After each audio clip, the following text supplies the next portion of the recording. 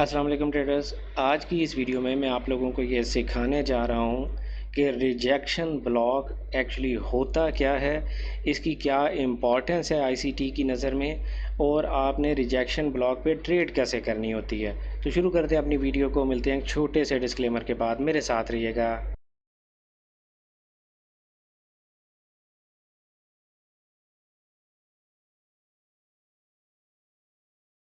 Welcome back traders, अस्सलाम वालेकुम। मैं हूं आपका दोस्त, आपका भाई, आपका कोच रियाज हुसैन। ट्रेडर्स, आईसीटी की आप लोगों की तरफ से बहुत डिमांड आ रही है, तो मैंने सोचा कि आहिस्ता आहिस्ता आप लोगों को आईसीटी के हवाले से भी एजुकेट करूं, और जो ऐसी कॉमन मटेरियल जो ऑलरेडी यूट्यूब पे अवेलेबल है लेकिन पता नहीं आप लोगों को वो शायद अच्छे से समझ नहीं आता है, और आप लोग मुझे डिमांड करते हैं कि मैं उन टॉपिक्स के ऊपर वीडियोस बनाऊं। तो इसलिए आज का मैंने जो अपने लिए टॉपिक सिलेक्ट किया है उसका नाम है जनाब रिजेक्शन ब्लॉक। और रिजेक्शन ब्लॉक में देखें, रिजेक्शन ब्लॉक किसे कहते हैं। रिजेक्शन ब्लॉक एक ऐसी कैंडल को कहेंगे जिसकी टॉप से एक बड़ी वीक होगी, बॉटम से वीक हो या ना हो, वीक थोड़ी छोटी हो, वीक थोड़ी बड़ी हो, लेकिन वो एक इस तरह की इतनी बड़ी टॉप और राइट से दोनों तरफ से एक बड़ी वीक ना हो, जिसके एक साइड पे बड़ी वीक होगी।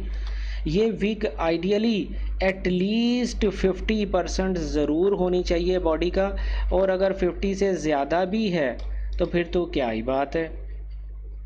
ये जो तमाम जोन होता है, ये जो तमाम वीक एरिया होता है, this is actually your rejection block, जिसे एसएमसी वाले हिडन ऑर्डर ब्लॉक भी बोलने की कोशिश करते हैं। तो ये एसएमसी में इसे हिडन ऑर्डर ब्लॉक भी कहा जाता है, but this is actually A rejection block.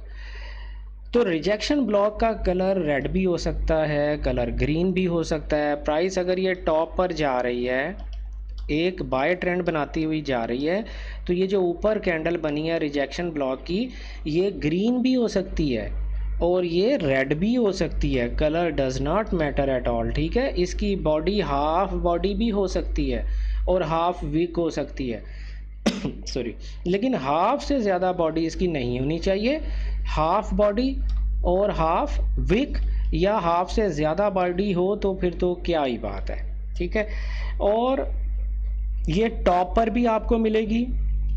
आपने किसी भी जोन के, ये जो आपका एक ट्रेंड चल रहा है, इसके इन बिटवीन आपने ये रिजेक्शन ब्लॉक्स ढूंढने की कोशिश नहीं करने, यानी हर टॉप और हर बॉटम पे ये रिजेक्शन ब्लॉक्स आपने ढूंढने की कोशिश नहीं करने हैं, ठीक है।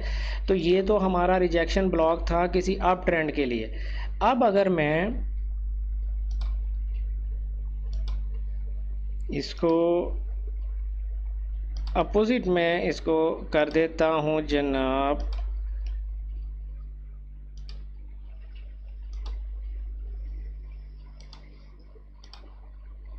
ये कलर की कैंडल बनाई। अब इस तरह की कैंडल आपको आपको एक डाउन ट्रेंड में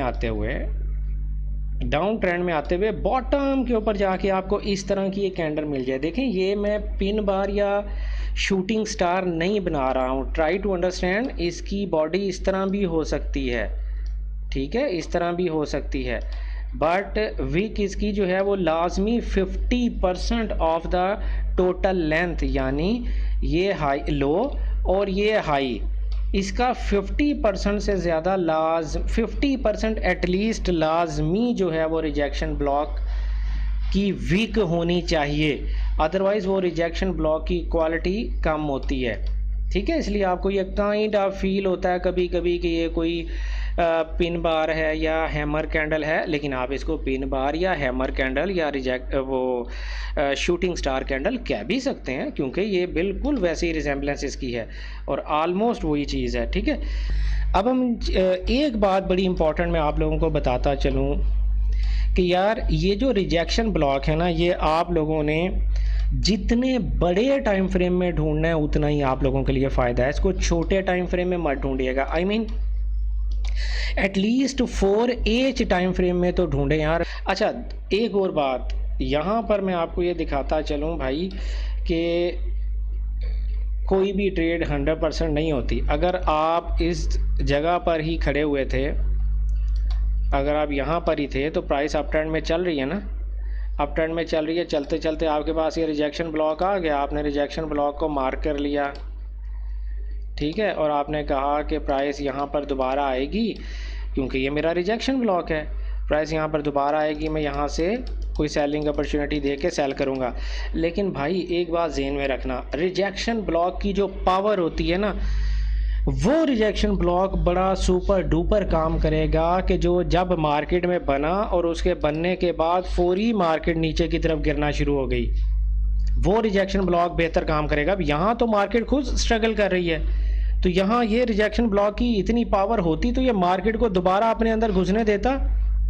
तो ये बहुत सी चीज़ें हैं जो आपने देखनी होती हैं जब आप रिजेक्शन ब्लॉक फाइंड करते हैं। मैंने आपको ये बताया कि आप डेली में या वीकली में रिजेक्शन ब्लॉक फाइंड किया करें, और जब प्राइस उस डेली या वीकली में रिजेक्शन ब्लॉक पर आए तो फिर आप यहाँ पर ये देखेंगे कि रिजेक्शन ब्लॉक है हमारे पास, ये रिजेक्शन ब्लॉक है। जब प्राइस ने ये रिजेक्शन ब्लॉक बनाया था, ऊपर गई और घूम के जब दोबारा रीटेस्ट करने उसी रिजेक्शन ब्लॉक में आई, आप इस रिजेक्शन ब्लॉक की पूरी कैंडल को भी मार्क कर सकते हैं और इसकी सिर्फ वीक को भी मार्क कर सकते हैं। जब प्राइस दोबारा घूम के नीचे जाना, क्योंकि यहाँ पीछे से ट्रेंड आप देख रहे हैं क्या चल रहा है, पीछे से ट्रेंड क्या चल रहा है, सेल चल रहा है ना, तो जैसे ही प्राइस में रिजेक्शन ब्लॉक आया उसने ये सेलिंग प्रेशर रोक दिया।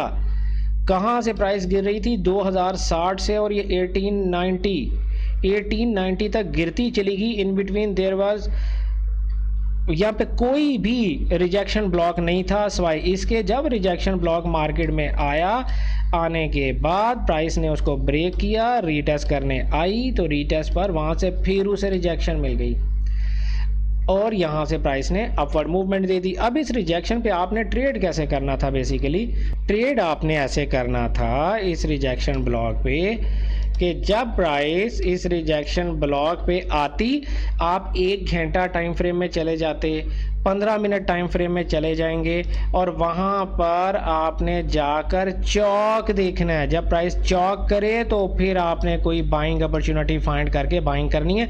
यानी प्राइस यहाँ पर डाउन ट्रेंड बनाती हुई आ रही है ना यार, तो प्राइस को भाई ट्रेंड चेंज करने दो ना, अन्यथा ब्लाइंड बाय सेल नहीं करनी होती इस दुनिया में। या दूसरा तरीका ये है कि भाई अगर आप बहुत एग्रेसिव ट्रेडर हैं तो आप एक बाय इसके टॉप पर लगा देंगे, एक बाय इसके 50% पर लगा देंगे इस रिजेक्शन ब्लॉक के।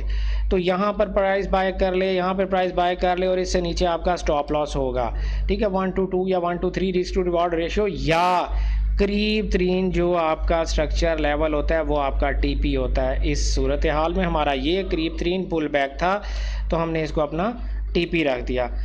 तो ये मैं समझता हूँ कि ये अगर आप रिजेक्शन ब्लॉक पे डेली में रिजेक्शन ब्लॉक बनाएंगे तो आपको अच्छी ट्रेडिंग अपॉर्चुनिटी मिलेगी।